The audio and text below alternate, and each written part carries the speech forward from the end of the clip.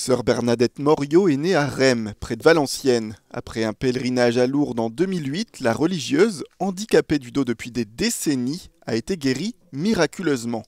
Après 10 ans de vérification par l'Église catholique, elle est désormais officiellement la 70e miraculée de Lourdes. Place à l'histoire de cette nordiste d'origine qui commence un jour de pèlerinage comme un autre. J'ai comme une voix qui m'a dit dans ma prière, je suis là, je vois ta souffrance et celle de tes frères et sœurs malades. Donne-moi tout. Je suis rentrée le 8 et le 11 juillet, j'étais dans la chapelle avec une de mes sœurs. Et là, j'ai senti un bien-être dans tout mon corps et une détente et une chaleur. J'ai une voix qui m'a dit enlève tes appareils. Et moi, ne sachant pas ce qui m'arrivait, j'ai tout enlevé. Je pouvais bouger, j'avais plus mal. Mon pied qui était en écat, qui était tordu, il s'était redressé. 2 jours après, parce que c'était le week-end, je suis allée voir le docteur et je suis arrivée chez lui à 7 h du matin en larmes, en lui disant je ne sais pas ce qui m'arrive. Donc il m'a examinée et là j'avais plus aucun signe clinique.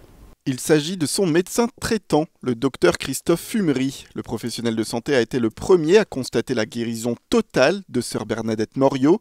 Encore aujourd'hui, il sait que la science est à court d'arguments devant ce phénomène.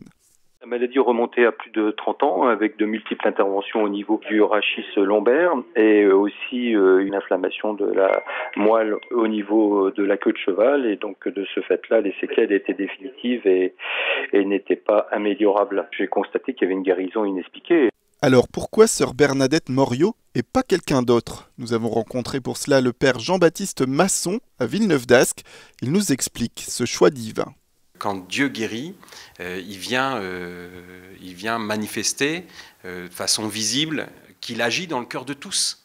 Voilà. Mais donc de temps en temps, le miracle, c'est un encouragement aussi pour montrer la présence de Dieu. Le but de la foi, c'est pas d'avoir des miracles, c'est d'être proche de Dieu, d'avoir la présence de Dieu, c'est quand même plus fort que les miracles. Et le miracle, ça vient montrer cette présence et cette force de Dieu qui agit dans les cœurs de tous. Pas seulement de ceux qui ont eu des miracles visibles. Merci sœur Bernadette, merci beaucoup.